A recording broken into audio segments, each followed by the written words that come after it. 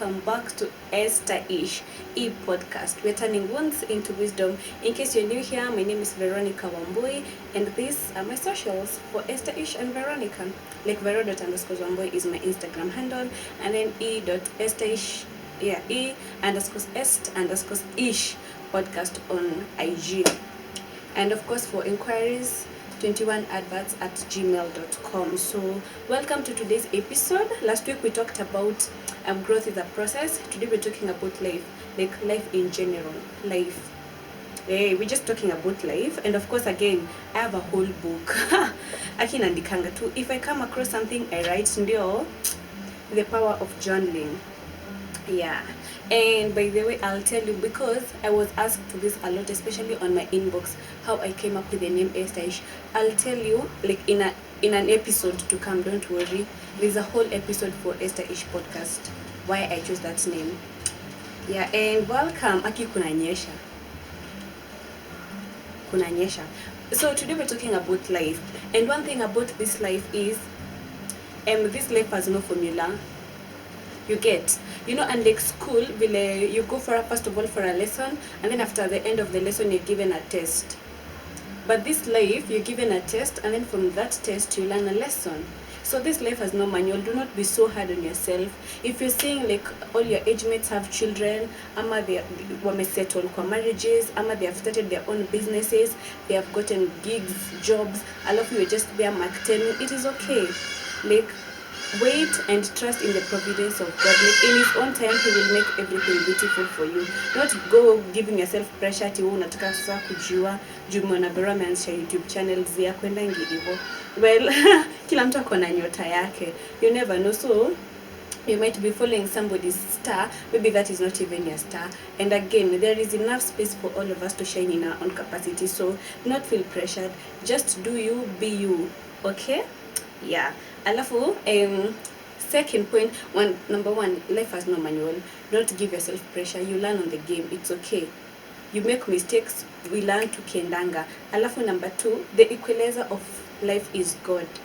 Let me tell you one thing. God is the giver and the sustainer of humanity. Not money, not life partners, not children, not wealth. It is God through the various channels. Maybe money, maybe your boss, your spouse, your children, whatever. So, and by this I mean, first of all of us have got 24 hours. Of course, as Veronica Wambui, there is that person that I look up to. But the difference between that person is me is nothing. Maybe it's just that the social status, maybe, I don't know, the big name that person has, and here I am trying to make a name for myself. But the fact that all of us have got 24 hours round the clock, the fact that all of us breathe the same oxygen, the fact that God loves us equally, like God shows no partiality. And I feel like I talk about God shows no partiality, the love of God a lot. Because first of all, I don't know why our generation, well, if I get something alafu niseme ni God, watu wanaonanga tu ni kama I'm being manipulative, ama I do not want to reveal the source of whatever thing that I've gotten. Let me tell you one thing, guys. Believing and trusting in God is not a concept. God is not a theory. God exists. We read that, abide in me and I in you, for without me you can do nothing. Again, we read that delight yourselves in the Lord and he will fulfill all your heart desires. And I feel like those two Bible verses are the reasons as to why I came up with the name Esther Ish. But maybe I'll talk about this story in another episode, not now, how I came up with the name and all that. So pray, imagine, like wake up first of all, give the first priority to God.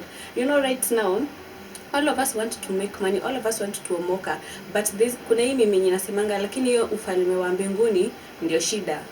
Let me tell you one thing. If something is wrong before the eyes of God, your opinion as a person, my opinion does not matter. So do think, even if you're trying to omoka, even if you're trying to start a business hustle, do it rightfully. God will go before you, and before you start anything, tell God to go before you. Like, pray for wisdom. The fear of the Lord is the beginning of wisdom. When Solomon got into the throne of his father David, the first thing he prayed for is wisdom. And is wisdom. And because of that, God told him, because you have not asked for wealth, or you have not asked for reputation, I will give you all this and much more. And Solomon was the wealthiest king ever lived. So chase God. In as much as you want to chase that bag, chase first of all the heart of God. Yeah. And hey man, I can preach for the glory of God. Yeah. And number 3, do not give yourself pressure. Imagine, like right now I've got 14 subscribers. Sasa nianze hapa kuandika, oh guys, if you do not subscribe, I don't know what will happen. Kesho ni siku najua itawaka. I will try again. I will start again tomorrow.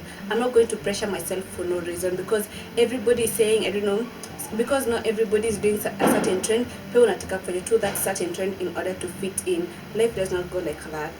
Kesho ni siku najua itawaka. Tomorrow will dawn on us. Exactly, tomorrow will dawn on us. So not give yourself pressure ati sijui nini.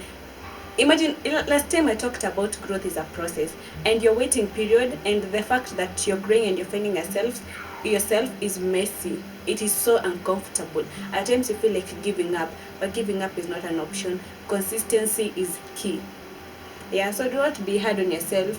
Be it that business that you're trying to start, be it that GPA, maybe you're trying to hit a certain target and things are not working out. Giving up, you contemplating suicide or abortion is not an option. There is a purpose why you started.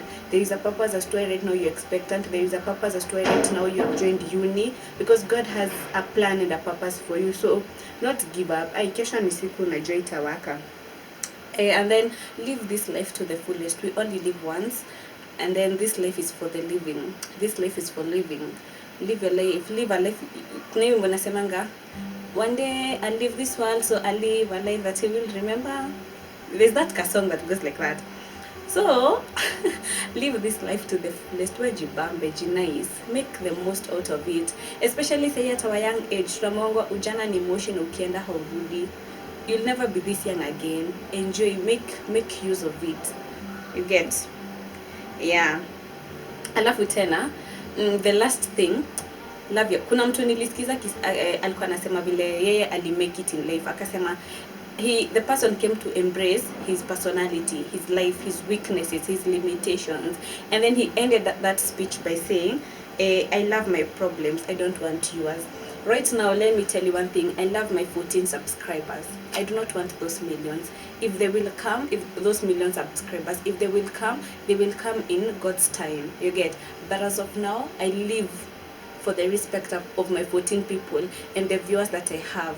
Let me tell you one thing. Contentment is the mother of satisfaction and gratitude. So, first of all, love how you are. Let me tell you one thing about this life. If you're not satisfied with whatever you have, even when you get that one thing that you desire, you'll never be satisfied. Right now, if I'm not satisfied that maybe naishi bed sitter, if I'm not satisfied with my bed sitter, even when I get to that mansion, trust you me, I'll not be satisfied. If I cannot be satisfied with the fact that sai natumia matatu, if I get that V8, still I'll not be satisfied. If you're not satisfied by the fact that maybe uko public uni, ama uko polytechnic, ama uko TVET, ama hata bado join kole, trust you me, hata ukijoin hizo colleges, universities, ukipata your job, still you will not be satisfied. Kwa sababu if you cannot embrace yourself as you are with your emptiness, even when your jar is overflowing and full, still you'll see it as empty. You understand? So yeah, so be satisfied first of all. Be grateful to God above everything. Be grateful to God and acknowledge that wherever you are right now and wherever you will go, it is by the grace of God. And finally, nothing is personal. Sijui nani alikuita ugly. Sijui nani alisema uwezi make. That was his or her opinion. Other people's opinion should not matter about you and your life.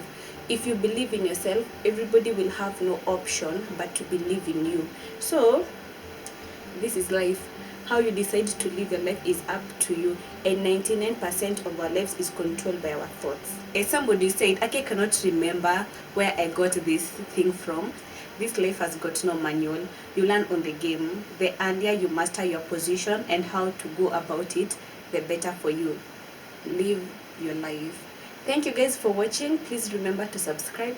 Tell a friend to tell a friend about e-podcast on Instagram, YouTube, and in case you have any topics that you will want us to cover or you would want to be my guest, please do not hesitate to send me an Instagram. Like you can DM me on Instagram, whether Estaish or Vero's podcast. Yeah. And until next Friday, do have yourself a lovely week ahead. Remember, in your life, live your own life. Jipende.